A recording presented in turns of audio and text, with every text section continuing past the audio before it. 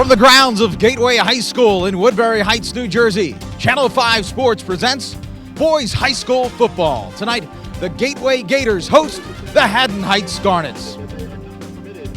Hello again, everyone. Rob Christ along with my partner, Shawn Leary. Cold, crisp November evening, football evening here in Gloucester County. Two teams really trying to battle their way back, both under 500, both trying to regain their stride and finish up with a 500 record. Yeah, I think tonight's really about pride, Rob. When you look at both sides, building a program, both teams have been down over the last seven to 10 years, and it's all about trying to build a program. Both squads, both coaches just want to get a little momentum going into next year, get that nucleus of all the kids that are coming back to really believe that next year will be the year. I think both these teams want to come out with a win. They're right about that 500 mark.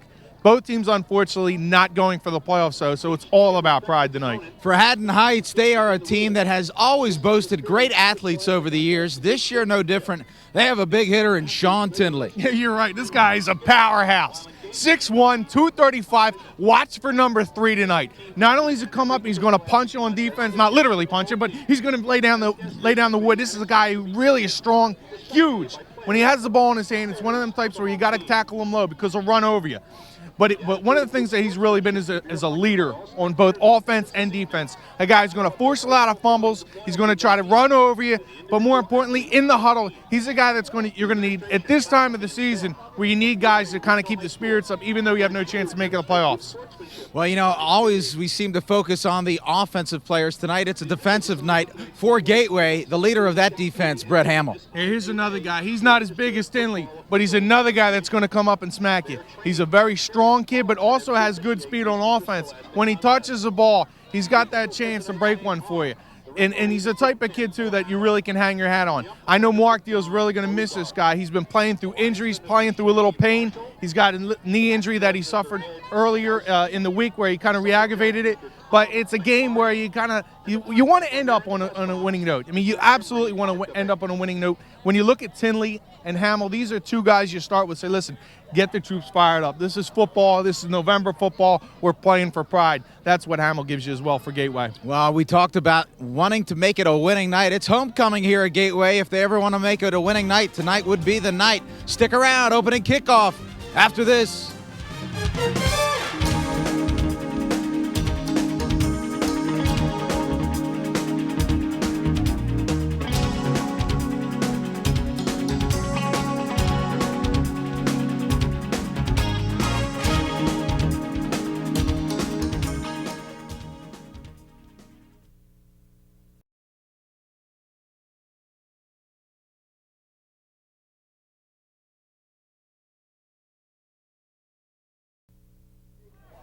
Welcome back to Gateway High School. Gateway on top 6-0 here as we start the second quarter.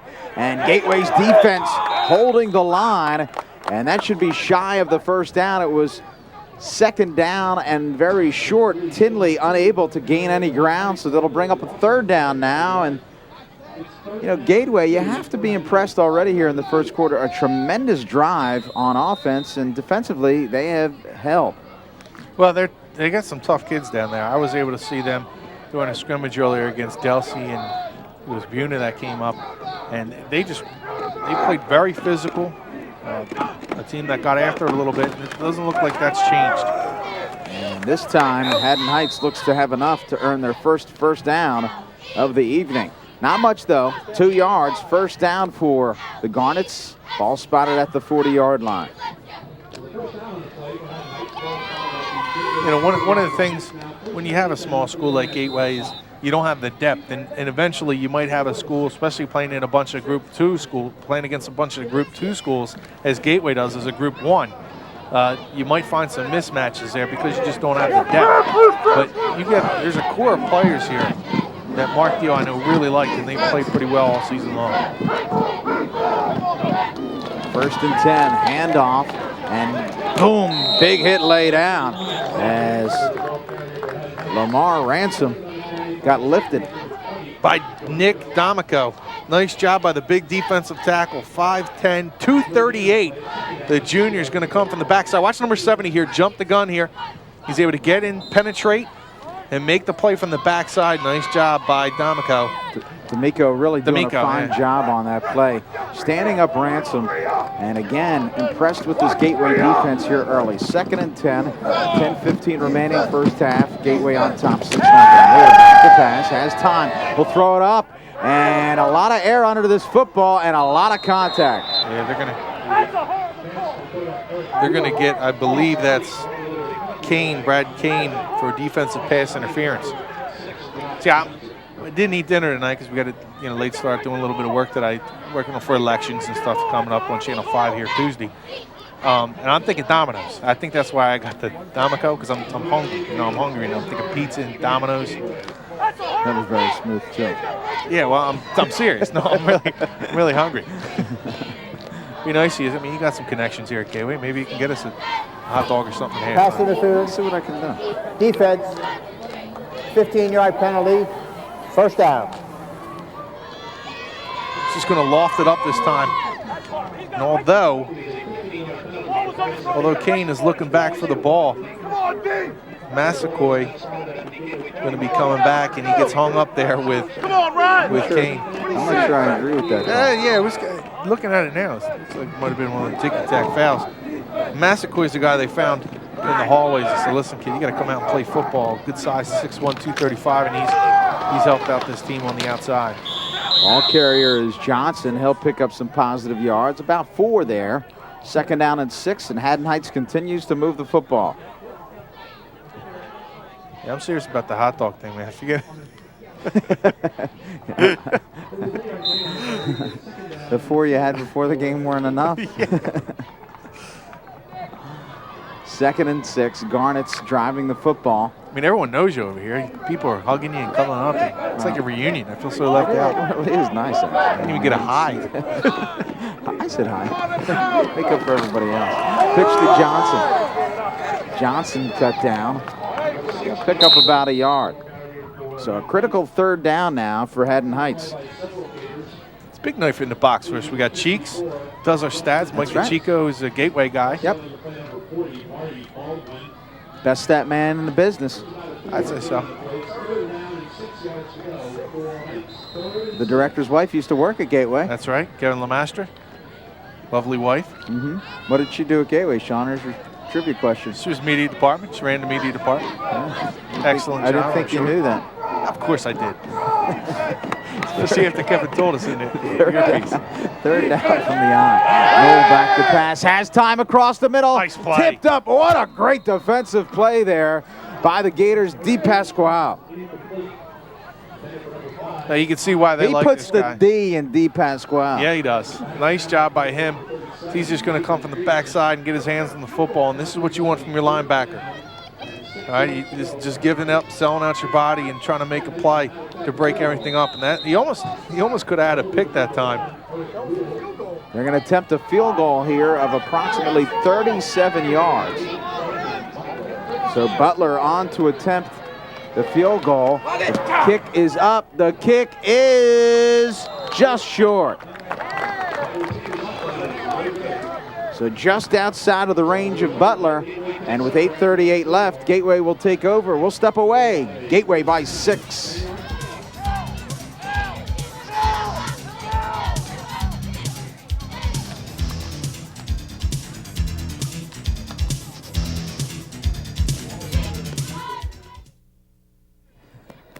Welcome back to Gateway High School. Rob Christ along with Shawn Leary here.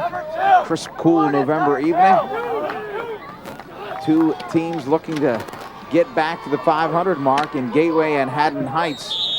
Gateway scoring first on a long drive, a 17-play drive that ate up most of that first quarter, culminated in a Lilly touchdown run of 16 yards, and that's the difference. Gateway on top 6-0. Yeah, Hamill wanted the football on that play, but Haddon Heights has done a good job of sealing that off. Lilly had the nice run earlier for the touchdown, but they're doing a nice job making sure they contain Lilly and then getting after Hamill, who's coming off on that pitch.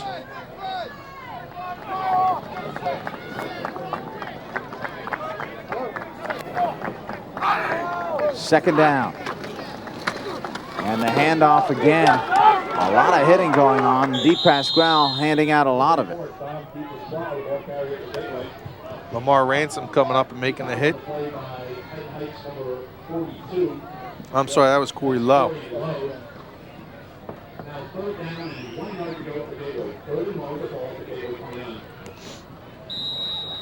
Third down and 1.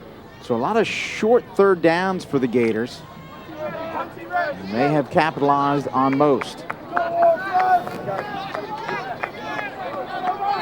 Lilly with Deep Pasquale in the backfield. And it will be Deep Pasquale who will pound out another first down. Nothing fancy, as we mentioned before, just head on ahead. We're coming at you. We're going to block you. You're going to have to tackle us. And it's Deep Pasquale who's been handing out his fair share of the whooping. Nicely said. I agree with you. These You'll guys do are coming anything out for a there. hot dog, won't you? Yeah, I'll agree with you for a half. Stroke your ego Once a little I get bit. that hot dog, all bets are off. Get it. First down and 10 for Lilly and the Gators. Lilly will keep. Lilly. And again, you see some of that quickness that you had spoken about. Yeah, I really like the way he runs the football. I mean, he just makes the decisions. He moves upfield in a hurry. And I just love the way he, watch how he uses his blocker here. And he's just going to actually put a hand into his back and use him. Watch right here. Watch the lead. Get in front of me, push off, and then get to the outside and try to get some positive yardage. I tell you what, Greg Beam was just absolutely fooled on that play. That's the defensive end. He kept looking and looking, trying to find a football and thinking Deep Pasquale had it. But instead, it was Lilly running literally right behind him. And that's a play where, again, you have to be disciplined as a defensive player. But when you keep running that belly play, you keep thinking it's going to happen over and over again. And again, you see, look at Deep Pasquale, ball comes loose. And Haddon Heights falls on the football.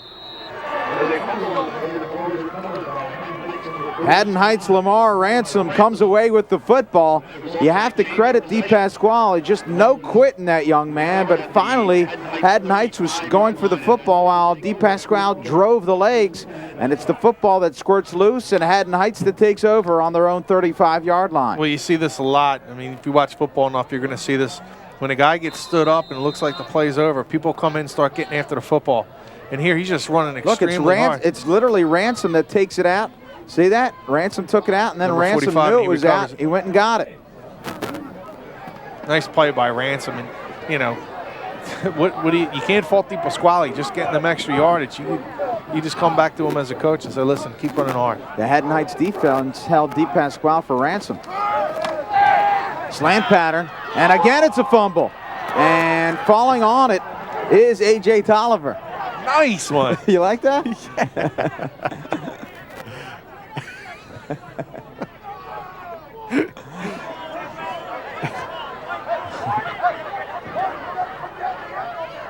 Yeah, they wrestled the ball away, right? And now they're gonna say the ball was down. I believe they're gonna roll Tolliver. Yeah, let's take a look at this one. Possession. The ball's gonna come out after a couple of steps. Nice job. Now he got nice. That's just great effort. Great effort by Tolliver to jump back on that football. He might have got it wrestled away after the play was over. I mean, after they ruled him having the football. But A.J. Tolliver, 6 foot, 155, the junior. Good awareness to get back on the ball after it was knocked away by 54, Justin Malunas. 1st and 10 for the Garnets. Newell out of the shotgun. And he's flushed out. Throws it up and away, and that's a wise decision. Has knocked in $800 lens or so. Hey, when you can't find a receiver, knock out the camera lady. Yeah, she didn't know what hit her. No, it's going to be a great picture tomorrow.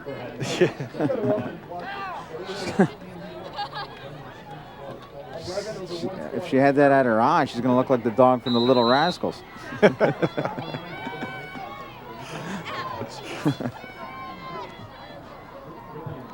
Don't remember what the dog's name was, actually. Petey. Kevin Lamastra chiming in. Nice call. Petey. He's all over it. Well, he's You about think 25. Stan Ritter would have known Petey? He was like 25 when that came out. Of course he would remember. Second down. Knoll out of the shotgun. And in motion, it's Tustin. Knoll, and in and out of the hands of Massaquoi. And now a penalty flag. And I think we're going to have a penalty flag go against Gateway. Well, that was a great stick by Baldwin, one of the seniors on this team. Watch Knoll get flushed out. Wow. And no, it's going against Haddon Heights. This is an illegal man downfield. So Baldwin Knoll bringing just the 1 pain. for 5 throwing for 10 yards. A lot of confusion on the field as to whether or not they want to take the penalty. It would bring up a 3rd down and 10. It looks like they may refuse it. 4:50 remaining, first half. Ineligible downfield offense. Penalties decline. 3rd down.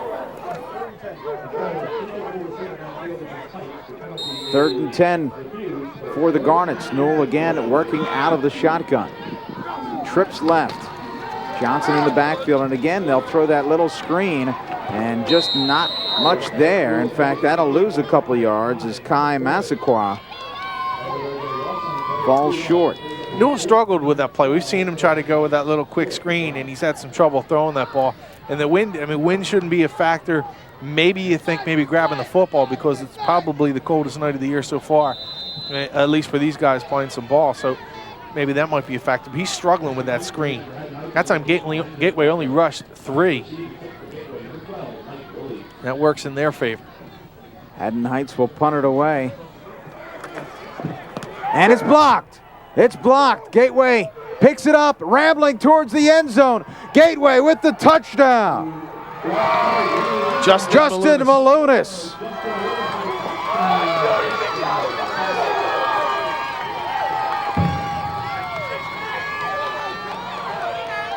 Special team steps up for the Gators, and they've jumped out to a 12-zip lead. So Gateway just breaking through that line and converting. Now Gateway. Malone is 6'1", going to stretch out for that one, but he had a terrific bull rush straight up the middle. It's good to see the senior on senior night be able to return one. The Gateway sideline erupts, and now they're able to get up by 2 scores. Wonder if they'll go for 2 here with a 12-0 lead. Gateway only scoring 12 points in their last 2 games coming into this one. Shut out by Paulsboro and losing 39-12 versus West Deptford. So equaling their point output in the last 8 quarters here in just 2, jumping out to a 12-0 lead. Haddon Heights calling timeout, looking to regroup.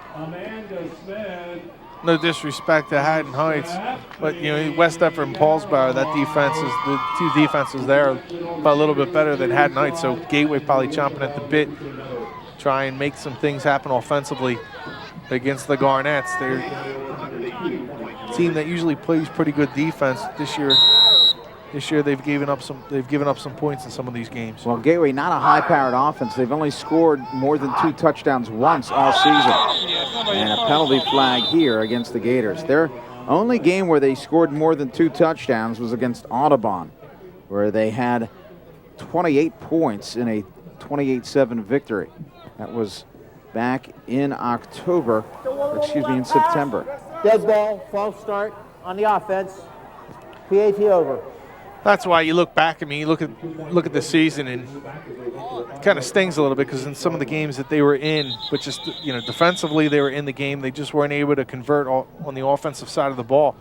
But you look back at Collingswood and Sterling, 2 games they certainly could have won and probably would have put them in the playoffs if they had won either one of those games. I think that Sterling game particularly had to smart a little bit. In motion, Hamill. Lilly sprints out, throws underneath, and cut down. So the 2-point try is no good. Gateway's Marty Baldwin cut down. 12-0 Gateway. Touchdown from Lilly.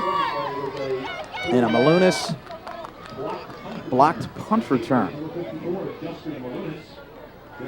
You know, again, that Sterling game, Sterling and Gateway were scoreless throughout the greater part of that game, and towards the very end, a Gateway turnover turned into a Sterling score. And you know, you think about that, with that game, that win, Gateway winning this game probably in the playoffs. Yeah, I mean, absolutely. It looks like the way everything could break out, the best way they could finish is 1 point out.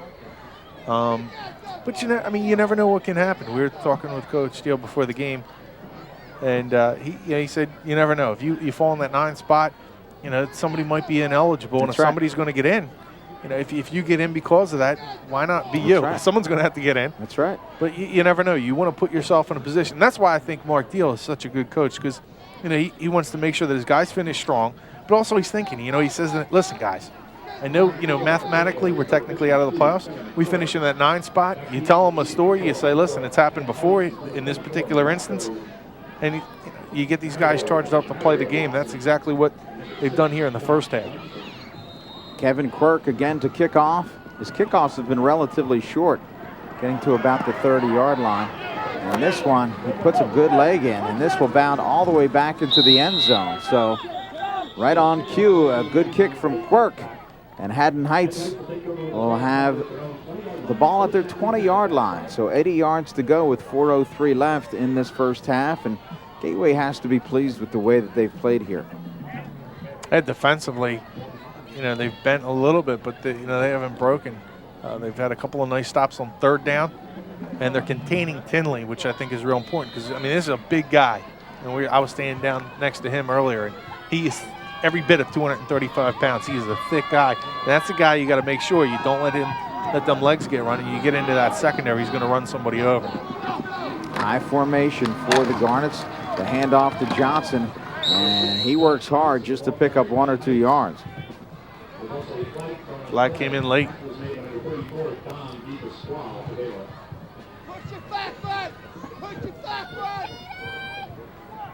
And it looks like it's going against Gateway.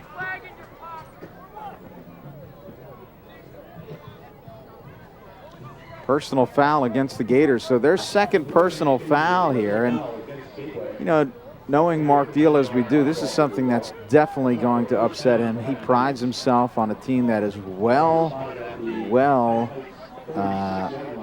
organized, well disciplined, and well prepared. Gateway 6 penalties already for 75 yards. Fortunate not to have them hurt them thus far. 1st and 10, and Gateway looks like they jumped off sides. You know, one of the things that hurt Haddon Heights early in the year was the loss of Rick Egner. Rick was one of the better linemen on this team, if not maybe the best offensive and defensive line, the two-way guy. And that really stung to have a guy get hurt like that. Defense.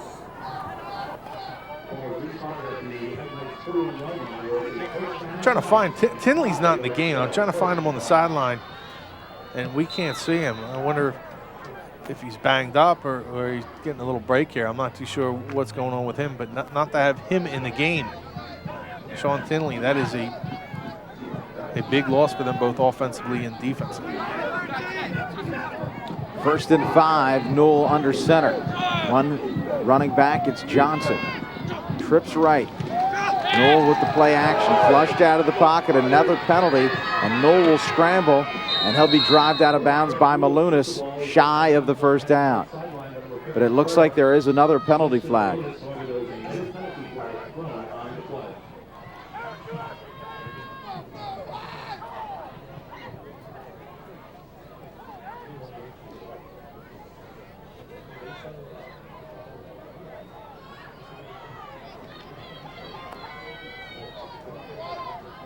Wait for the call on the field. I think this one may go against Haddon Heights.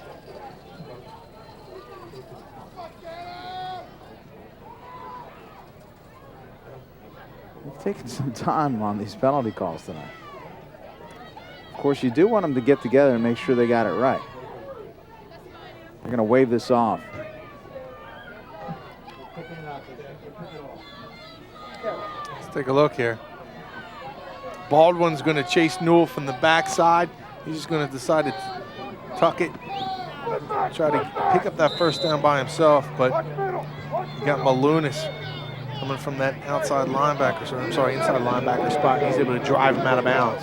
Newell and trying again that quick out. And it looked like it was batted down by Dooling. It's Ryan Dooley. Defensive tackle, offensive tackle, 5'11", 240, the senior.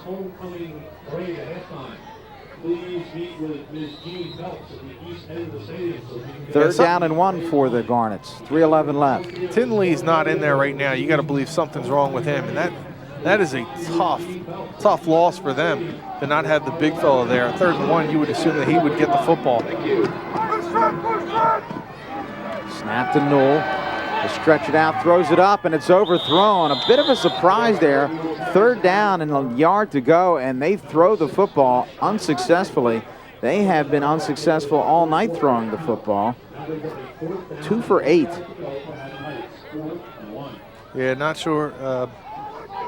Not sure what that maybe. I was thinking maybe they go for it on 4th down, pulls the trigger on it, gets it up, and just not the confidence. Now Tinley's on the sideline. And he doesn't look like he's injured. Maybe just pulling him out for discipline reasons. Maybe he didn't like something that had done. Tim George throwing the foot, electing to throw the football there without the big guy.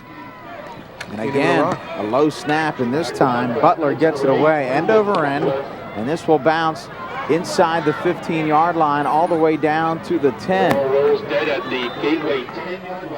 2:56 left, first half. Gateway on top of Haddon Heights, 12-0.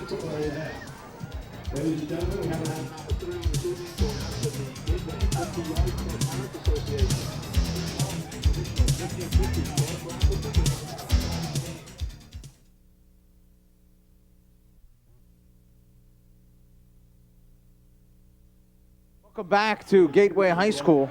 2:51 left. Gateway on top, 12-0. And first play as they hand it off from the 10-yard line. I think at this point they're probably they are more than happy to have a couple first downs and take it into the locker room. I'm sorry. We're laughing here, but go ahead, Shawn. I'll let you talk about this. 2nd down. Lilly hands off again to DePasquale, and a hard hit. No, that isn't DePasquale, but a big first down for Peterson. Yeah, you got to like the way the sophomores run the football. Number 37, Nathan Pearson, 5'7", 168. You got a couple of good-looking sophomores running the football. Take a look at Peterson here. Beautiful hole opened up by that Gateway offensive line, and Peterson's got to be one of the happiest guys when you see something like that. He's going to be able to pick up a first down for Gateway, and they're got to give credit to this offensive line. Without Tinley's now back in playing linebacker. Again, it's it's right up the gut. It was not DePasquale, but a pickup of about 3. That was Peterson once again.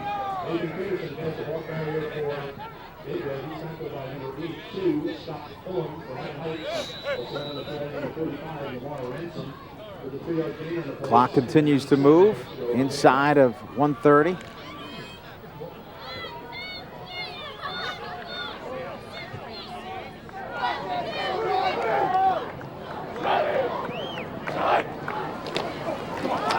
Lilly again will hand it off. Another belly play. You know what I like especially also about Lilly, Rob, is he plays the game exactly you'd want a guy who's running the wing T offense. Even if he doesn't have the ball, he'll sell it. He'll break to the outside, and I think that's real important. Is you want to be consistent there and sell every single play. Even watch him when he hands the ball off; he'll still sell it out. Lilly keeps. Lilly will have the first down. Angles towards the sideline, does not get out. But the clock will stop, and Mark Deal will call timeout for the Gators with 47 seconds left, and the ball at their 44-yard line. When I'm talking about selling it out is when he hands the ball off to his fullback on that belly play, what he'll do is he'll still act like he has the ball. He'll roll out and make like he's going to the outside, and that just freezes it freezes those linebackers. And watch him here. He's going to pull it back in. And again, he got that defensive end.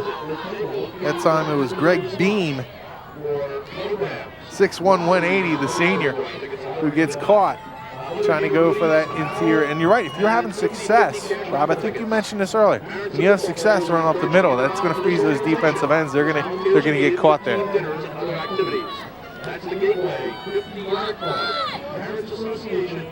Now we've seen Lilly effective via the air. They're going to have to throw the ball here if they want to drive the football.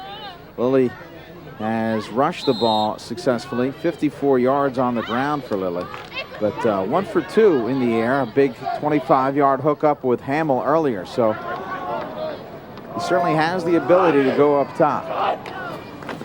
Lilly back to pass, has a man, and a little miscommunication as Baldwin was zigging while Lilly thought he would zag.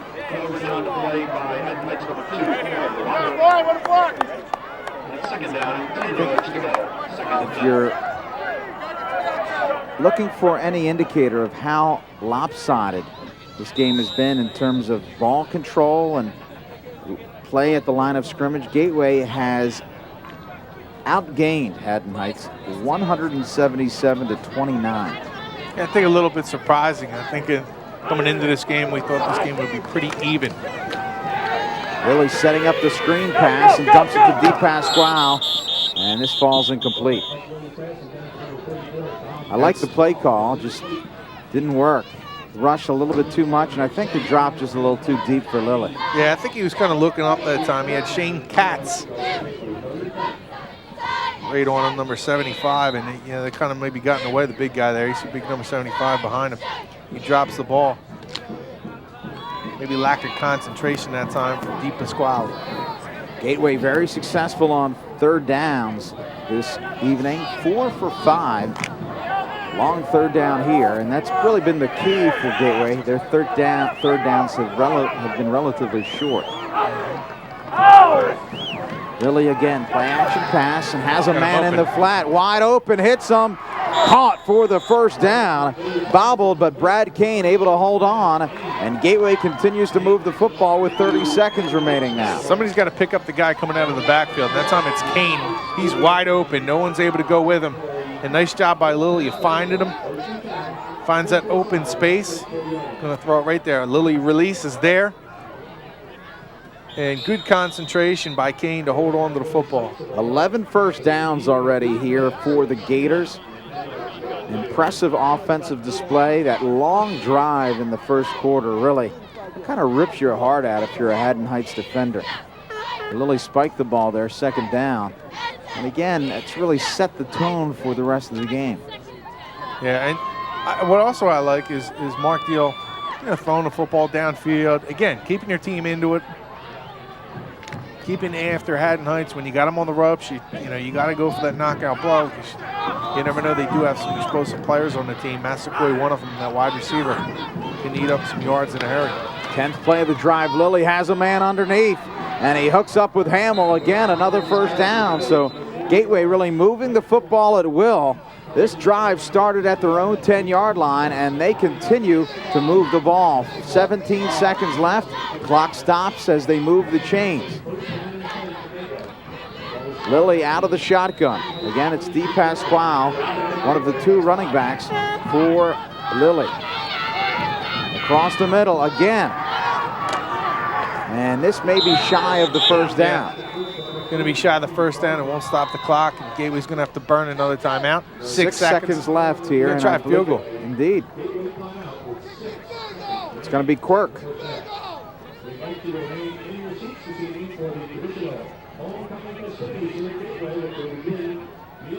This will be about a 36-yarder, 37 yards, and that's the exact distance that Butler tried for the Garnets.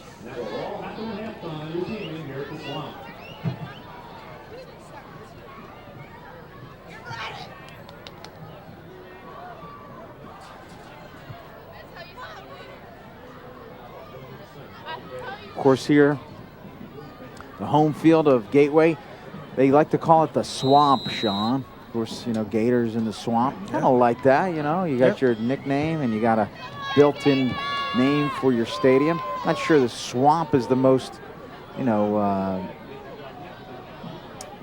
ahead. What? It doesn't make you feel warm and fuzzy about your home field, but I guess that's kind of the point. You don't want to keep coming in. You want to say, where are we going this week? We got to go to the most Swamp. complimentary name, I guess is what I wanted to say. And a long line drive, and that will be well short for Quirk and the Gators, and that'll do it for the first half. And now there's a penalty flag. It may be a roughing the kicker call, and this is going to help the Gators.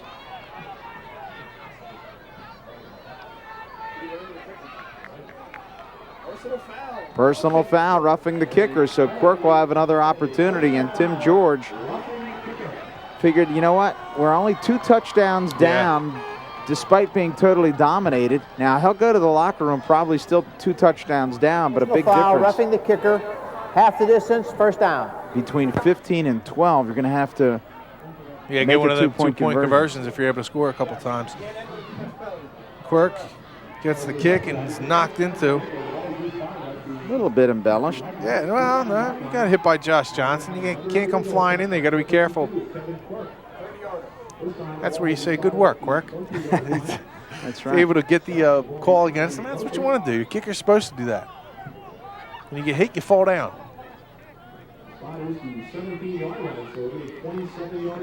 So a 27-yard field goal now. Now why? I guess it was half the distance because of the spot. Quirk's kick is up, and it hits the underside of the crossbar.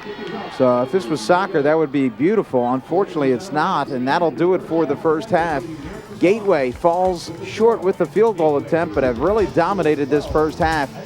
They have to be pleased with their effort through 2 quarters of play. They lead Haddon Heights 12-0.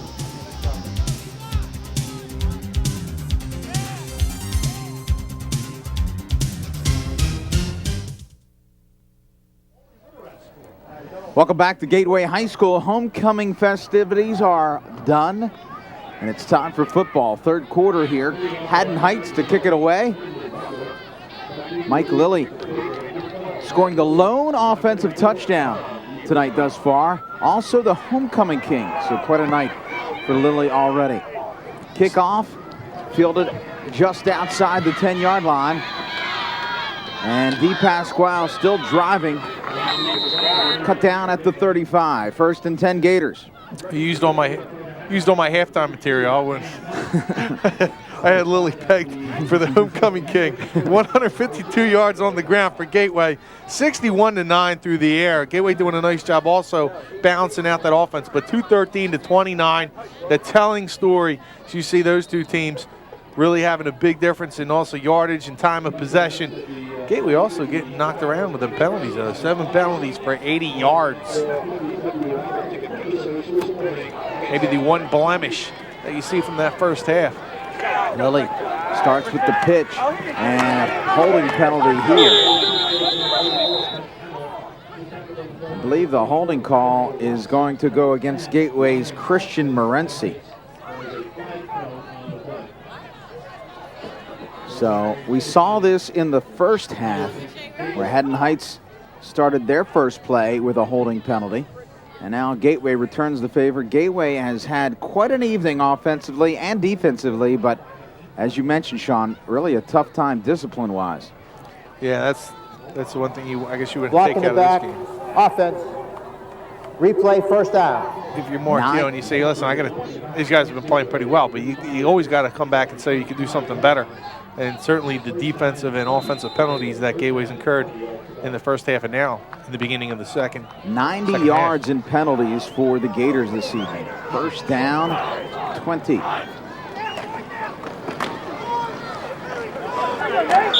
And this is going to be Peterson. Taken down by Robert Palmer, coming knifing through the offensive line, 5'9", 145, defensive back, just a sophomore. There are a couple good young Garnets that Colonial Conference will have to deal with over the next couple of years. Tinley, of course, the big name. He's got to come out and make an impact here, I think, in the second half. You know, one of them ball-jarring hits or a nice play on the offensive side, but you expect them to do it defensively. And this time, Haddon Heights really clamping down defensively. Not much there, and that's going to bring up a 3rd and very long. Lily not able to get much.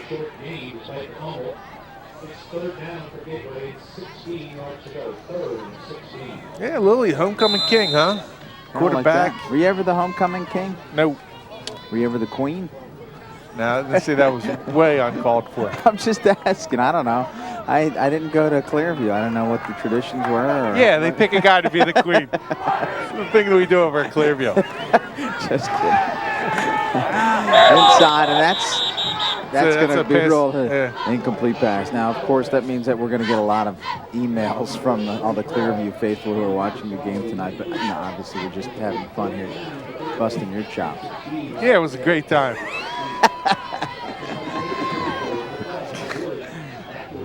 You're doing basketball, right? This is the first punt for the Gators this evening. I know that look on your face. You're just picking your spots, waiting to get even. Low snap, and a good punt here. Backing the Garnets all the way to the 37-yard line. Blocker looking for some blocks. I didn't want to say blocks, but what else could you say?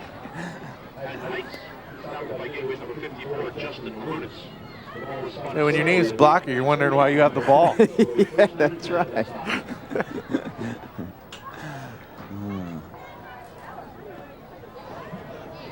Well, Haddon Heights will take over with excellent field position again to start this 3rd quarter. Remember, in the 1st quarter, they took over after a 54-yard kickoff return. Started at the 26-yard line of Gateway and went backwards. Their average field position, the 41, and yet they trail by 12. High formation for Newell and the Heights. Johnson. Yeah, Johnson, he didn't have much running room up there. Malunas and company throwing him back. You got to really hand it to the run defense for Gateway tonight. They have not given Haddon Heights an inch all game. Well, maybe a couple inches, but they only have 29 yards, I believe, of offense. That's kind of telling story. Get back to Michael. You get the quarterback and the homecoming team. I mean, it's a good life. Life already. is good. Yeah, life is good for you. High formation for the Garnets here. Quick drop. Has a man across the middle and not held on to. Robert Palmer. And you're laying hits out on people. What's that? And you're laying hits out on people. Newell's going to just drop back, try to find his man over the middle. Lily comes up and just make sure that Mr. Palmer's not going to be able to haul that one in. I was going to do a few Robert Palmer references. Some Like It Hot.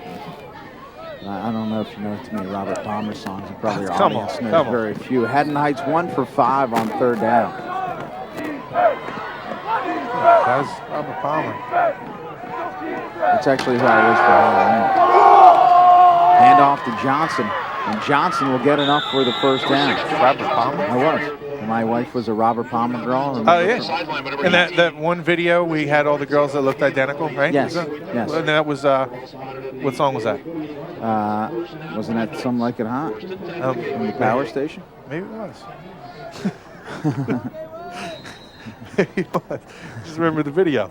Here you see number 6, that's Josh Johnson, going to dart to the outside, trying to look for a little bit of extra yardage, and shoved out of bounds by Christian Morency. That's right. It was Simply Irresistible. Simply Irresistible, yes. Simply Irresistible. Good video. Screen pass to Johnson. Johnson picking up some positive yards. A long way to go to pick up 3. Inside of 9 minutes left in this 3rd quarter. So you were Robert Palmer. Your wife was one of the girls? The only problem is, Robert Palmer's relatively nondescript. I mean, he always would wear a suit and tie. He was always a class act. He died about 2 or 3 years ago from cancer. Always well distinguished. And, I went to the party and people said, what's that costume? Right. What are you, Bill Clinton? It's literally what they were asking. Total offense, the Gators totally dominating a 5-1 edge. Second down, handoff, and Ransom pushing forward. How would you do Bill Clinton? Well, I don't know. I had on like a suit and tie, so they didn't know who I was supposed to be. I guess they thought my wife was Monica Lewinsky. I don't know how the whole thing, why they thought Bill Clinton. Hey, you don't look like Bill Clinton. Apparently, I don't look like Robert Palmer. Third down and very short I formation for the Garnets. And there's Johnson. Hey, he's driving them legs. He's getting good push right now. That's what you want to hit those holes quick. And I talked about Lilly making quick decisions. Josh Johnson doing it on this drive. They're able to move the chains because he's making the quick decisions, finding the holes and not allowing Gateway to converge on the ball carrier quick enough. Now, this is almost like taking a page out of the Gators playbook. They just continue to pound the ball up the middle, and it's the tale of two halves. But of course, a lot more to play here. 7:40 remaining in this third quarter, and Haddon Heights, of course, trailing by 12, as has been the case. First half, Johnson 6 yards. This drive 17. Pitch, and again it's going to be Johnson. He has blockers in front. He'll cut it back inside. Knocked down, but not before picking up another big gain, 7 or 8 yards.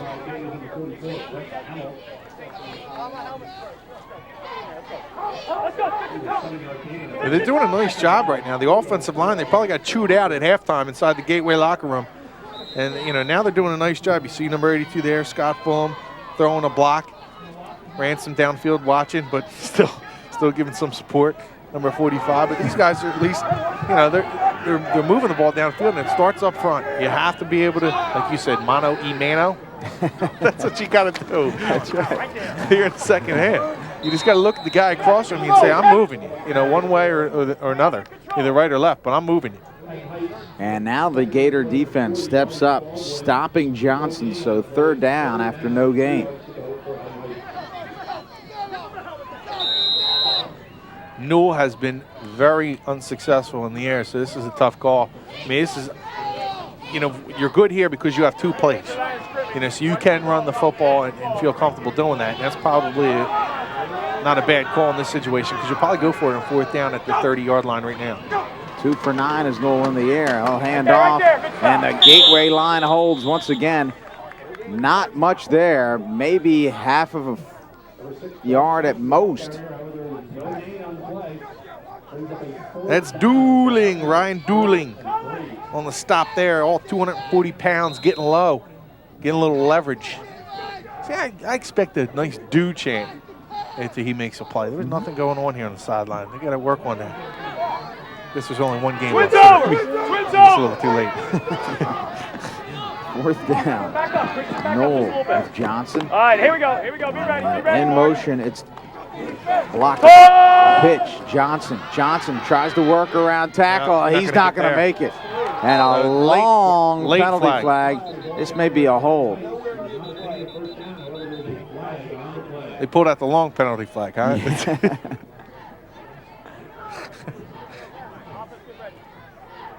And this will go against Haddon Heights. It's actually a regularized flag. It's the long flag, as opposed to the other one he got in the other pocket. It's regularized. Regulation. What happened to both Blocking of us it back on the offense, decline. First down. Well, since you didn't give me a hot dog, I think it's just from hallucination now. When you're so hungry, you're starting to laugh and get crazy. You're starting to think I look like a turkey dinner. Johnson's going to try to get to the outside. And nothing doing. Malone is coming up. Looks like Baldwin might have been over there. Hamill's over there to help him out, pulling him down. But Gateway, what I talked about earlier, bending and not breaking. Same thing they're doing here. They're giving up some yardage, but they're not going to break, especially on third down. They've been very tough. You got to like what you've seen in this Gateway team tonight. The pitch to Peterson. Peterson, he'll be cut down behind the line of scrimmage. Ransom on the tackle. Helped out there by Corey Lowe.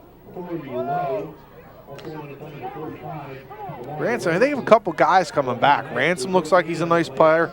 Tinley, to be honest with you, I haven't seen much from him this evening.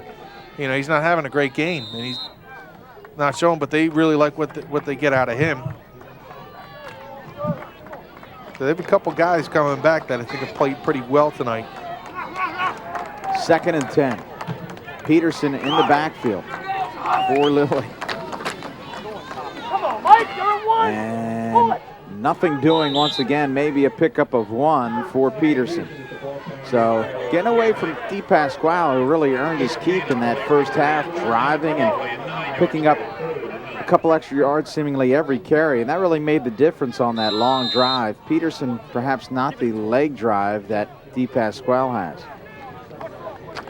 No, but he's definitely another guy that gives you a different look. I mean, these guys, they have a couple of backs on this team that are nice. They just got to make sure that they're able to get those blockers next year. Little inside double reverse, and enough for the first down. Well, this is the guy. Brett Hamill. I've seen a lot from him last year, I believe, in that Haddonfield game. And then this year, he's just a tough kid. Double fours coming through your defense, and he's just going to find those holes, do what he has to do, and he gets his job done. That's why a coach loves to have a guy like Brett Hamill on his team. Watch Hamill. Just, he knows where that yardage stick is and where he has to get for that first down.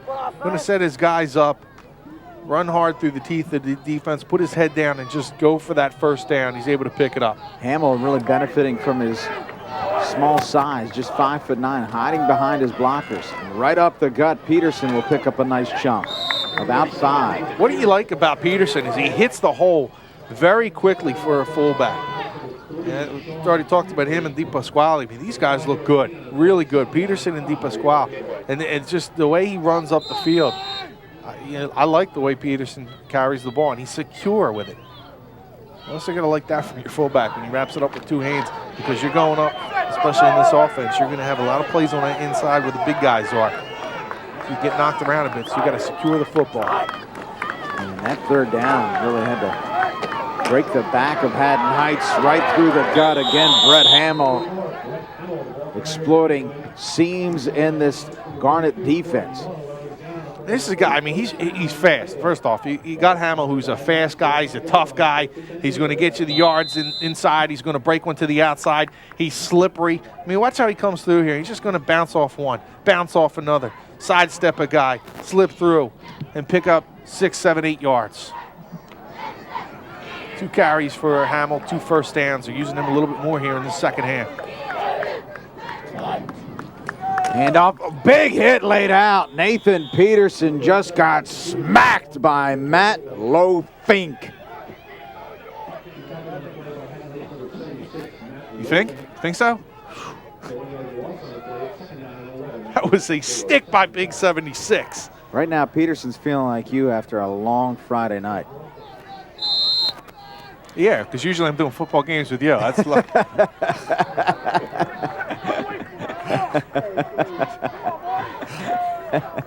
Second down and 11. Good for you, Shawn. Oh, Lily's cut down after a big loss. Nice play made by Scott Fulham. Yeah, Lofink, 250 pounds. Imagine bumping into that guy. I mean, Peterson doesn't even have to imagine it. Peterson did. The face man. Plays upfield. You see how one play, though, Rob, one play can turn a game around for your team. Everything's going south for you. You're not running the football. You're not doing well defensively. And you have someone who makes a stick, and that just charges everyone up. How many times do you see? Lily throws it up, man, wide open. Down the sideline and finally cut down. Lily did a great job escaping and found Eric Bettis for the first down.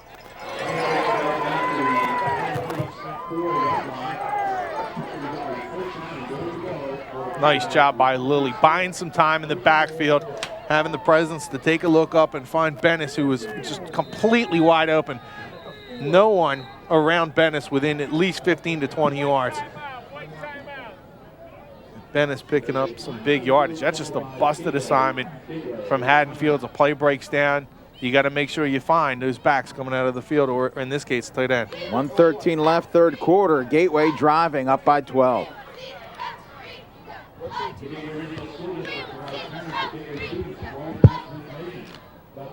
Yeah, I mean, that's a type of play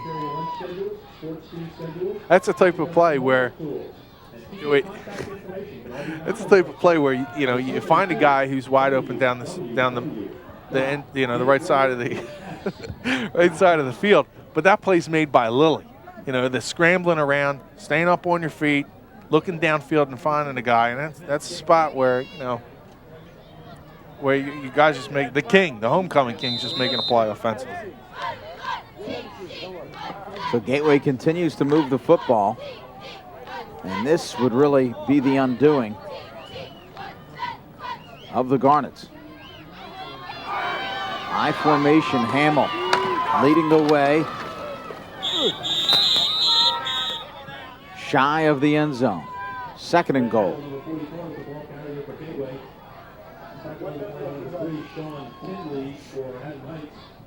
They're having some long drives tonight, and that's just up front. You got to really hand it to the offensive line, who's doing a terrific job of busting open some big holes, protecting Lily, allowing him to move around in that pocket, get to the outside scramble, and hitting Bennis for the big play in this drive. High formation again. D. Pasquale and Hamill, your running backs. Hamill inside, touchdown. Brett Hamill.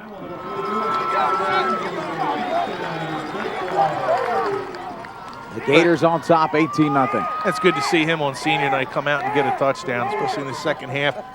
Guy has worked extremely hard, but just trying to get himself prepared to play a football game. They held him out a little bit of practice. This is the type of guy who's coming in and playing on nothing but heart and adrenaline. Because I know that leg doesn't feel too good. And the extra point attempt is no good. 34 seconds remain in this third quarter with Gateway on top, 18-0.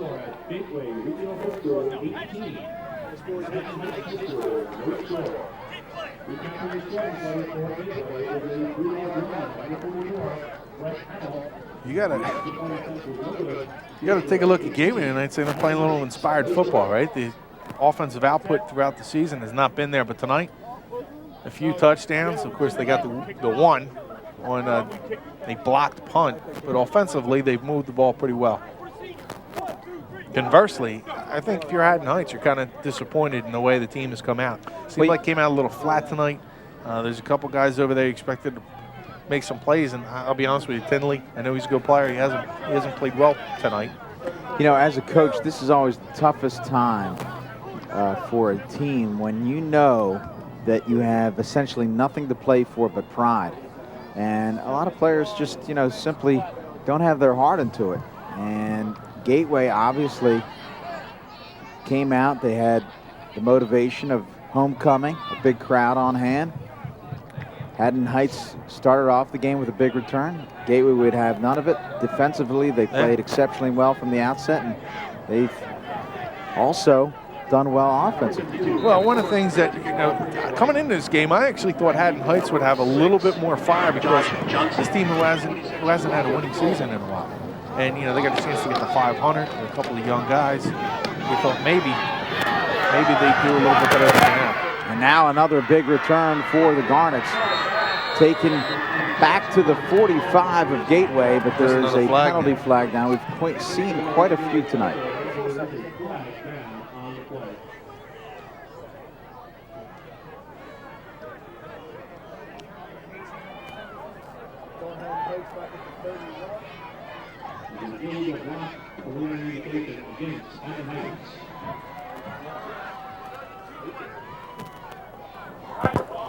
Block in the back.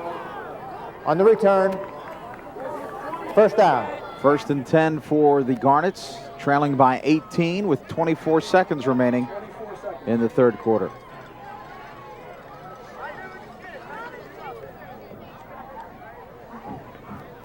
What was the best costume you've seen in Halloween? Obviously, you went out to a party, right? Well, maybe you shouldn't say it on the air. I saw some strange costumes. The best one? Well, there was a contest, and there was some interesting costumes. I guess, it was a couples thing, so they were kind of tied in together. Mm-hmm. So I guess the one that was interesting, without being over the top, was the guy was dressed as a flower, and his wife was a bee, so she would pollinate him periodically. And had a caveman and a cave woman. That was good stuff, Halloween. I'm a big Halloween fan. Yeah. I have a reason to wear a mask. Pitched shotgun. Newell will hand off to Johnson. I always look best. Well, see, I was gonna give it a shot, but I always look best with a mask on. Yeah. So I figured I'd roll the dice.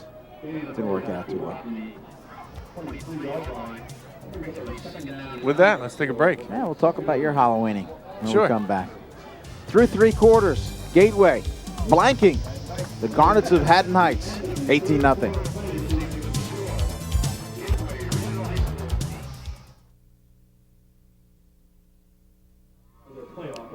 Welcome back to Gateway High School. 4th quarter, Newell out of the shotgun, getting some pressure, and he'll roll out. He'll be very close to the first down. Some positive yards for Newell and the Garnets, who are looking for any bright spot here in this blanking by the Gators. Yeah, they just want to find some positive plays in this 4th quarter. And here's one here. Not everything breaks down for Newell, and he goes running for his life, but he's able to pick up get close to a first down anyway. It's going to be 3rd and short. But it's a very manageable now 3rd and short. It's only 3rd and 1. And with Johnson in there, you got to like their chances. He's run the ball pretty well here in the second half. 3rd down and short. Newell hands off, and Johnson able to get the first down and move the chains for Haddon Heights. And one of the things you see immediately, and I don't know if we're able to get this, any replays in here on this, but that offensive line is just not getting low enough. You know, when you're trying to drive block somebody, you got to try to get a little bit low. These guys are standing straight up, and that gives that defender the opportunity to push them back a little bit, and that's where you get these linebackers coming up, filling the holes for Gateway, knocking these guys for either a loss or a very short gain. Now, we mentioned before that Gateway not really an offensive juggernaut. Haddon Heights no different. They've scored a grand total of 7 points now. 7 points in their last 11 quarters. Shut out by Paulsboro, shut out by Sterling, and squeaked out a 7-6 win over Collingswood last week. Yeah, they've had a couple of rough outings here, and just offensively not. They have only scored moving the ball. 2 touchdowns on 2 occasions. So it's been a lean season for the Garnets. Newell flushed out of the pocket. Newell will be cut down, and he'll lose yardage. Everything breaking down, and then he's getting, as you say, flushed out of the pocket, and that's where you get into trouble because you're not able to stop and plant and get a good throw on it, and you're just kind of running for your life here to get some extra yards. Nothing doing. It's planted into the ground. Brad Kane on the stop. 3rd and 12 for the Garnets. Inside 10.5 minutes remaining in the 4th quarter. Newell throw that little swing pass to Johnson, and Johnson's going to get pounded. Nice job by the Gateway defensive line reacting to that play, including D'Amico on that play. It looked like Nick sprinted out, was able to get the tackle along with Malunas. Nice job by the defensive tackle recognizing this play. D'Amico comes over. Nothing doing. And Lilly back to return the punt of Butler. They've had problems with this special teams unit already. And Lilly fields, and he is tripped up at the 41-yard line. Looked like the 4 got him that time. I think he's saying that he was literally tripped up by Haddon Heights' Mario Watson. No call made. 1st and 10 for the Gators. And when you're talking about a trip, that's a penalty. You can't actually trip a man down when you're trying to tackle.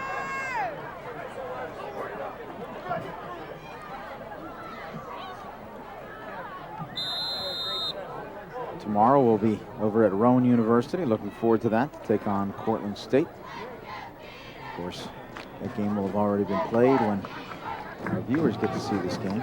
Yeah. This game coming Monday, Thursday.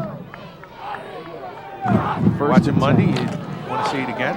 Watch it Thursday.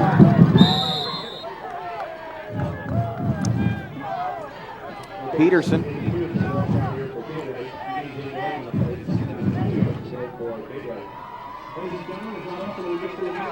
So now at Gateway, you're going to see if hope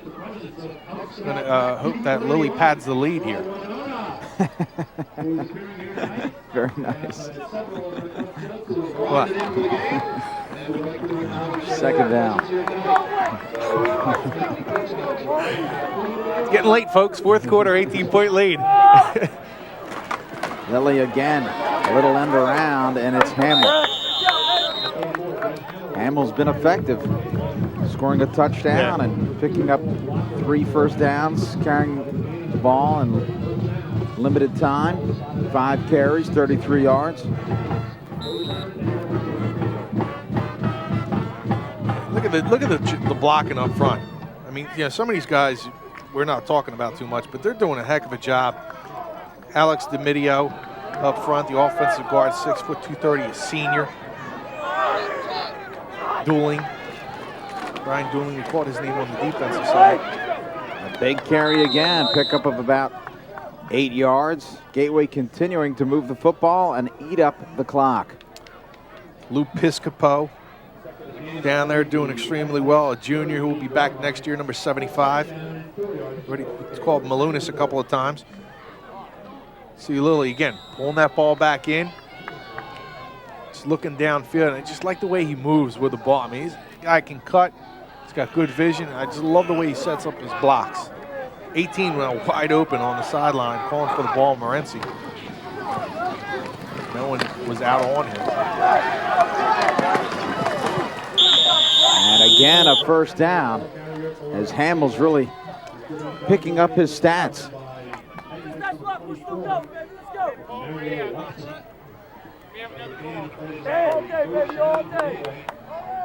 We were spotted at the 23-yard line of Haddon Heights. That's just, you got to feel bad for Gateway. They've had a couple of tough breaks through the season. They're going to come up 1 win short of making the playoffs. It's a team with a lot of senior leadership, and I know there's some pretty good Group 1 teams out there. We see most of them in the Tri-County Conference. Shalleck and Glassboro, and Woodbury and Paulsboro, of course, here in the Colonial. But Gateway would have been, I think, an interesting matchup against the Shalleck team that plays pretty good defense if they were able to make it as the 8th seed.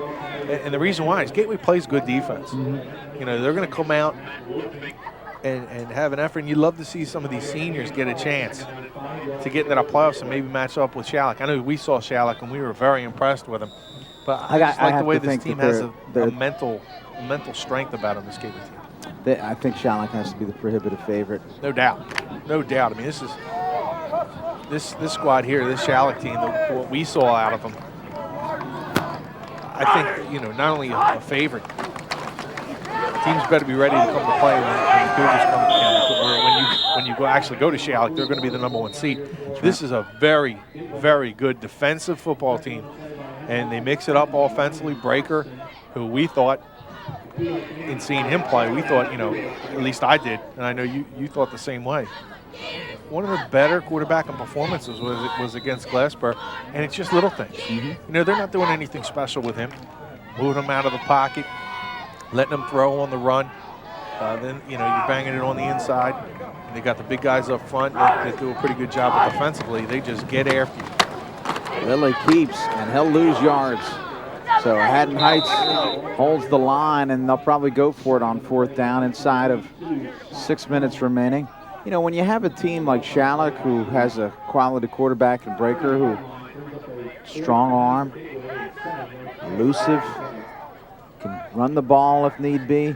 I mean, it just keeps your defense so honest and really opens up so many things offensively. And, you know, we talk about Shalleck and their offense, but again, remember what their coaching staff said, that it's really their defense. I mean, they have a tremendous defense, and I think that's what's really going to make Shallock so tough to beat come playoff time, because, again, a good defense is so critical to a championship team. They've only let up a couple of touchdowns. Lilly throws across the middle, wide open, tipped up, caught, touchdown! Hamill juggles and scores. Nothing can go wrong for the Gators on homecoming. Should have saved Lily Pat's the lead for that one. Nice job. Able to throw it up there. And Hamill pulling it down. This is good to see Hamill on senior night. I said this before, but this is a guy that really deserves to have a good game on this night. Great concentration. Pulls it down. Uses his body the right way to pull it in. Timeout for the Gators, scoring their 4th touchdown, equaling their touchdown total from September 22nd when they defeated Audubon. Of course, in Group 1, you have local teams in Glassboro, Woodbury, Paulsboro. So, typically Gloucester County dominated. Florence, of course, currently holds the longest unbeaten right streak. Yeah. But they're no longer in South Jersey. They're now in Central Jersey. Which is a shame. It is a shame. Because, there's some nice rivalries that not only football, but I know basketball as well. They're pretty good teams. It just, makes that Group 1 just that much thicker. You have Shallock right now, who's kind of jumped into that spot where Florence was. Because Glassboro, Woodbury, and Paulsboro were teams that were always there. Extra point up and good. 25-0. Gateway pasting the Garnets. We'll step away here from Woodbury. It's all Gateway.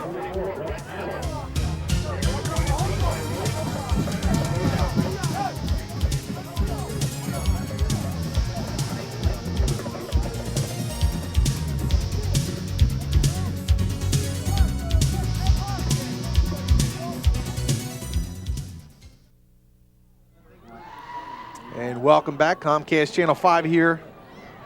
Gateway High School, 8 plays, 58 yards, 418. Mike Lilly hooking up with Brett Hamill. Gateway's 4th touchdown. They have a 25-0 lead over the Garnets of Haddon Heights. Kickoff here to Haddon Heights. They take it at the 20.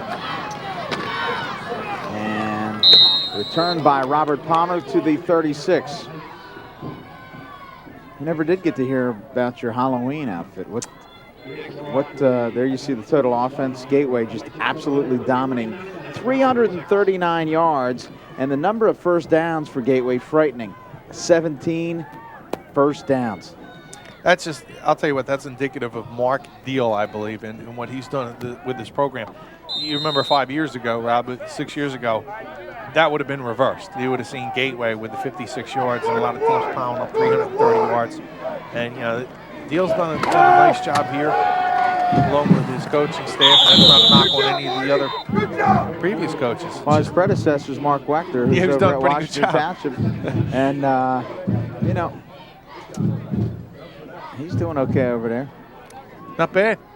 Not bad. They suffered their first loss to Cherokee last week. And let's hope for the local sake that they're able to knock off Seneca this week and get a better seed in that Group 4 playoffs, which, boy, they're going to be exciting. You have Sagami, you have Toms River East, I believe, is the top seed right now in Group 4 going into this weekend. Atlantic City's up there. Oh, quick drop and miscommunication as it's thrown behind Palmer.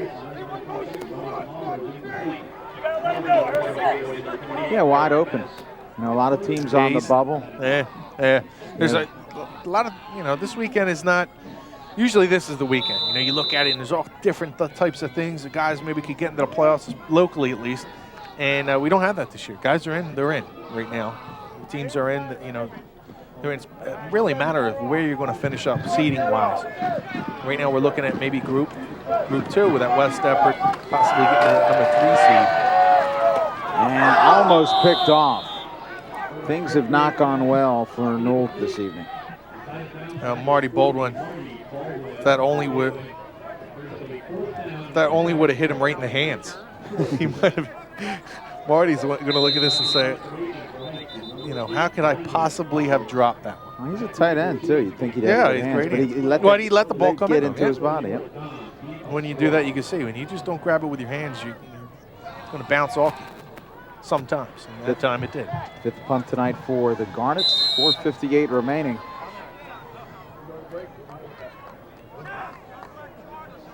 Lilly back to receive the punt, along with DePasquale.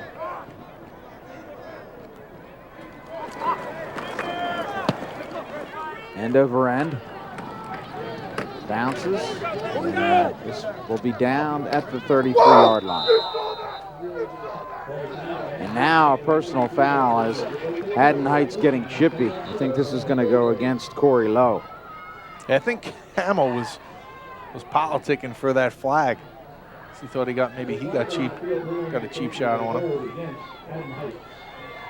I wasn't invited to any parties. I'm going to be honest with you. No? Yeah. Well, you know what? I was invited. I was invited. I was invited to one. Oh, okay. I was invited to one, but couldn't make it. Couldn't make it. I did go out with my kids, and they went out. Dead ball, personal foul on the defense. And that experience. First down. Is it true that your wife told you to have your costume when you went out with your kids trick-or-treating and wear all black from head to toe and just keep running across the street? Is that any truth to that? No. Your wife's been lying to me again. I don't know what that was, but yeah, sure. I'm with you. I didn't think you guys actually communicated, but it's a lot you don't know. I did see some cool costumes out there. First and 10. And right up the gut. This is going to go for a touchdown. Lilly. What a night. Lily pad. Gotta love it. 52 yards from the King. 2 touchdowns, and he's going to dance the night away tonight. 31-0 for the Gators. I guess this is where you say the Garnets are getting swamped. Yeah, see, this is where you got that swamp, that whole swamp thing, and the Garnets are thinking this is a place you don't want to come to play. This is there's Coach Herbie. He is Gateway's #1 fan. #1 fan there, Coach Herbie, doing a little dance. He said somebody's going to dance the night away. Herbie looks like he's ready. On to the extra point for Gateway to 12. Mike Lilly, the touchdown scorer. Lilly now 117 passing yards and 107 rushing yards, 224 total yards from Lilly. Of course, that doesn't even take into account his return yardage. 4:37 left, 31-0 for the Gators. I don't know. I don't have any Gateway record books in front of me, but I would dare say it's been a very, very long time since Gateway has won by this margin, particularly a shutout. Yeah, they've had some struggling seasons over the last decade, but the last couple of years, I don't know if it's a core of players that came through and you kind of get the ball rolling a little bit. And you start getting a couple of guys from Westville National Park. Sometimes you get that collection of kids. They played together, in National Park. They got together and played a little ball when they were kids. And I think that's where it all starts. And then you start getting interested in sports, and you have some success when you get to the high school level. And there were some dark years here at Gateway where they couldn't get out of their own way. That obviously, taking a look here tonight, it's changed. Short hops, blocker at the 18, has some room. He'll cut it outside to the 30, and then blocker.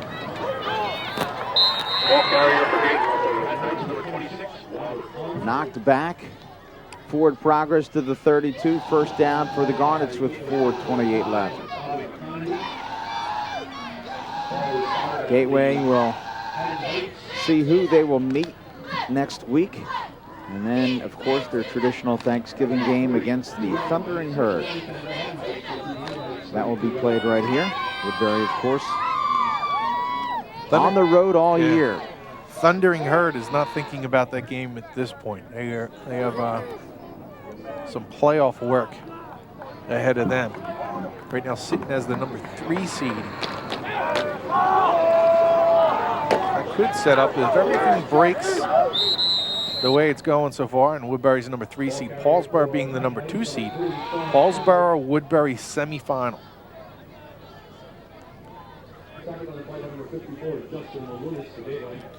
Of course, we had that game for you earlier, and Paulsboro really took it to the Thundering Herd. I would think Woodbury would want another crack at the Red Raiders. The Red Raiders have been playing, nicely. I know Gateway did a good job against them in the first half last week. They kind of poured it on. Hamilton is back at running back. He was injured for a couple of weeks. You have quarterback Hodges, who got a little bit more playing time now and maturing as a quarterback. And you always have the big guys up front, Silvestro and Hester. Especially playoff football, it starts getting a little cold. That is where you win the games, in the trenches. Tinley, the ball carrier.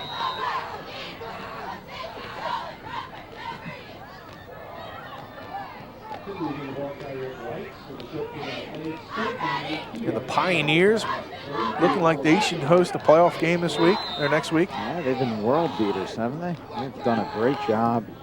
Coach Pidcock has done with that team. Yeah, his whole staff. He has a good staff over there as well to get him prepared for those weeks. They really, you need the whole staff to really believe in what you're doing. And those guys, I've seen them in practice. I mean, they think Coach Pidcock walks on water. Listen to everything he says and then implements the plan that he puts together to try and beat the opposition, in which they've done 7 times this year without a loss. They should have a home game, possibly against Triton. That'll be a good matchup. Triton's a pretty good football team. They've been a bit of a surprise this year. A lot of surprises this year, I think, With Shawnee and Delsey really struggling. Yeah. Well, a lot of new kids on the block. Wide open in Group 3. Yeah. Lacey Township right now sits as the top point earner. Power points, they have the lead in Group 3. That could change after this weekend. Clearview has to beat Overbrook. They'll play them tomorrow. Overbrook, though, is on the opposite side with 0 wins, 7 losses. And now, again, Haddon Heights just losing their cool. Punch thrown by Paul Blocker. And I'm surprised that they'll keep him in the game.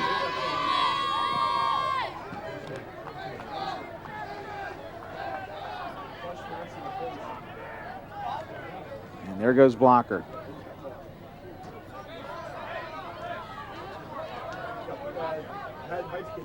Well, he's junior. He'll be back, but Unsportsmanlike offense. 15-yard penalty. 2nd down.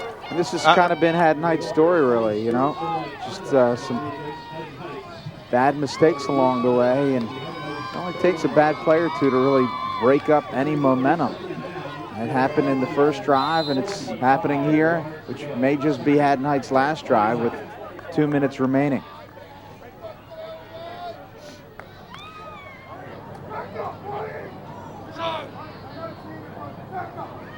I formation for Knoll. Tinley fumbles, and it's picked up. It's going to be Marty Baldwin who picks it up. First down for Gateway with 1:46 left, and they'll look to preserve this shutout. Wow, domination, complete domination, and I didn't expect it coming in. I thought this game would be pretty even. Haddon Heights with little chip on their shoulder, coming in with only the 2 wins. They really want to build some momentum with a team that's got some juniors coming back. None at all.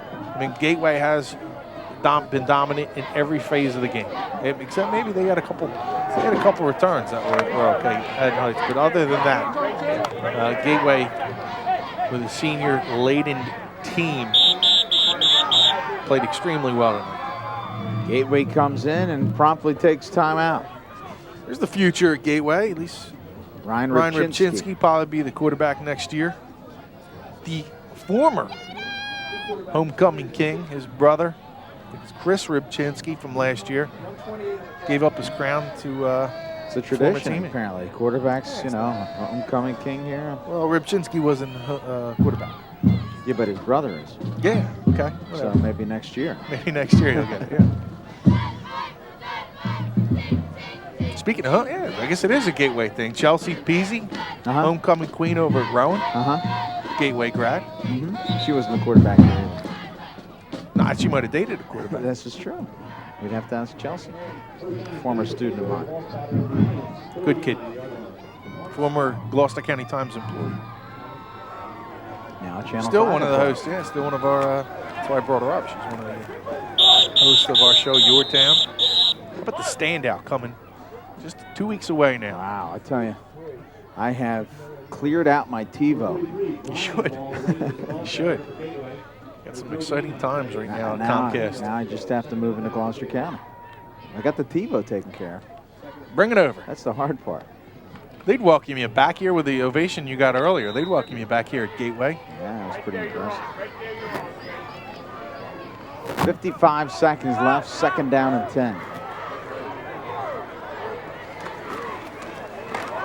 Little end around and not a whole lot there. Nice night here. It's senior night. They had homecoming. Of course, they had Dean Summers down at the other end here doing a great job with the homecoming. Just, everyone had a good time. Cheeks put it together. Cheeks put this whole thing together. We failed to mention that. He was in charge of homecoming. Our own Cheeks, Mike the Chico. I didn't know that. I should know this. I mean, this is my former colleague here. I should know that he had his hand in this because it's a first-class operation. It was first class. It was nice. They had the whole thing, giving up the crown to the next homecoming king and queen. Not only is this guy doing stats still till right now, still till the end of the game as we go down to 2 seconds, he put together the whole homecoming. What a night! Mike the Chico night here at Gateway. I'll have to do something nice for him after the game. 31-0, your final score here from Gateway High School. A big win as the Gators pour it on over the Garnets. Stick around, post-game interview and a wrap-up after this.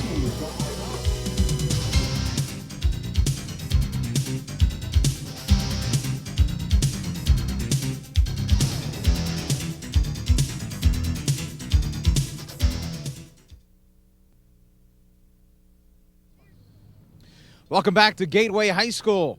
Gateway victorious 31-0.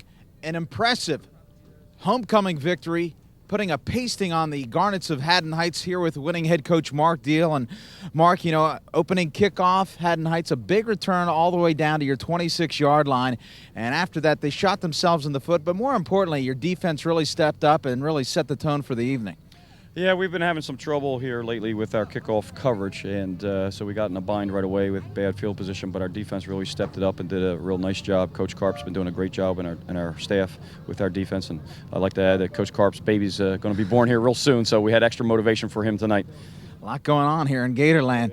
Now, on the other side of the football, the one drive, the first drive that you scored on, our stat man, Mike DeChico, had 17-play drive. I can't remember too many times I've seen a 17-play drive. As a head coach, I mean, that has to just please you to no end. Well, one of the things we were nervous about going into the game was their ability to throw the ball deep. And obviously to combat that, if we can control the ball on offense and keep the ball out of their hands, and control the clock, it keeps their offense off the field and eliminates that for us. So, we did a real nice job of running the ball. And these two guys right here did a great job tonight with getting some big plays off of it. And it was a nice thing to see for our offensive line to control the line of scrimmage. Obviously, both teams really essentially playing for pride at this point, but maybe a little bit something more for you guys to play on homecoming. But, I'm always impressed with the job that you do, having some experience here at Gateway, a football program that was down for an extended period of time. What specifically is your philosophy? What's the philosophy that you bring in here? Because it seems like you've really rejuvenated the program and made believers out of so many people.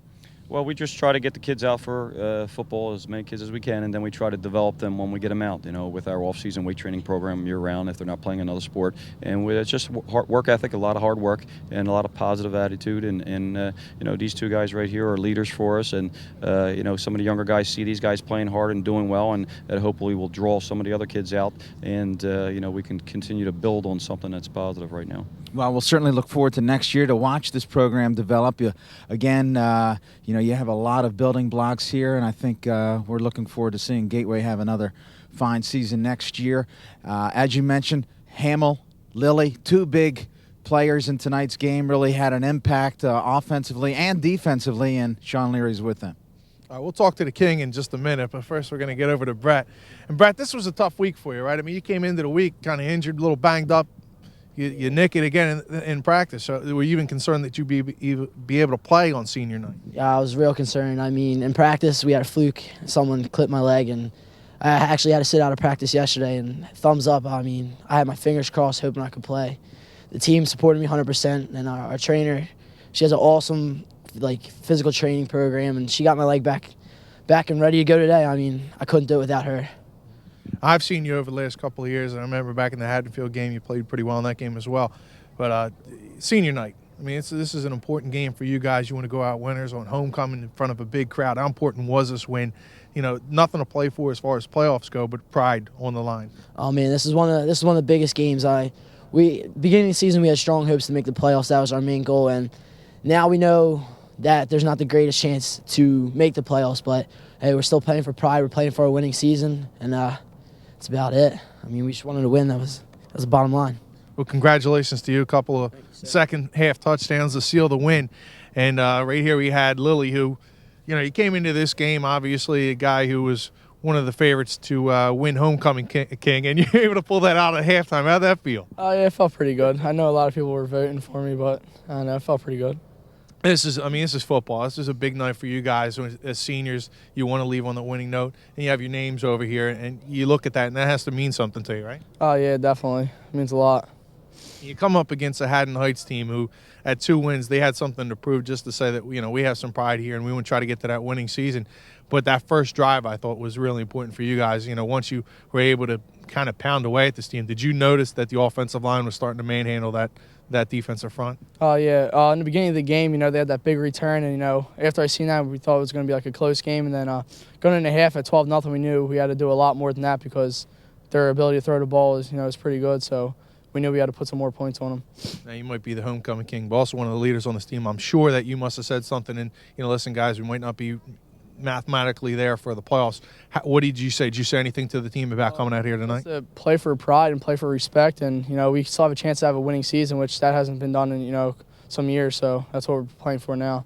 Well, best of luck. We hope you make that goal, especially after all the different seniors that they have on this team. You like to see them go out, doing at least playing pretty well. And I think Mark Deal, you said it best, Rob. This is a guy who I know won Clay Awards Coach of the Year, and that's out of all the coaches in Gloucester County a couple years back. Tremendous job coaching. He's really got this program looking good. But there's some pride over here in these kids. There's some tough Gateway football players over the years, and these kids are starting to believe that they can put some wins together and possibly down the road, get into the playoffs again and try to make some noise. Well, yeah, I mean, the job that Mark Deal has done has been tremendous. He's really rejuvenated the program, instilled the pride that perhaps was missing for a long stretch. A lot of talented players here. And, if I was a athletic director and I wanted to bring in a great football coach, I don't think there's any question Mark Deal would be someone that I would certainly consider and put towards the top of my list because, the results speak for themselves, what he's done here. He's taken over a program that was down, and now they're a program that's on their way up. Yeah, I mean, you said it best, right? They're definitely a program on the rise, especially playing against some Group 2 schools. If you're in Group 1, that's going to help you a lot with the power points, and we'll see if that can help them in the years to come. They just got to win those close ones. Find a way to beat Collingswood Sterling this year, and you're in the playoffs. And those little bounces maybe didn't go their way during this season, but, I think some of the bounces are starting to go the Gator way. again, coming up here in the swamp is going to be a little different than what it's been in years past. Haddon Heights was the ones who saw that tonight. Well, you know, Gateway will take on an unnamed opponent next week, and then they'll take on Woodbury. Don't be surprised if they come away with 2 victories. I know that's calling for a little bit of upset, and people in Woodbury probably not real pleased with that. But Gateway, Rob said that one. Gateway has proven themselves to be, you know, a substantial foe, and they have a lot to play for, looking to get back to their winning ways that they once enjoyed here back in Woodbury Heights. So again, your final score from Gateway High School. It was Gateway victorious, blanking Haddon Heights 31-0. For my stat man, Mike DeChico, my director, Kevin Lamastra, my partner, Shawn, Leary, and all the crew, I'm Rob Christ. Thanks for joining us. Again, your final Gateway winning 31-0 over Haddon Heights. Good night, everybody.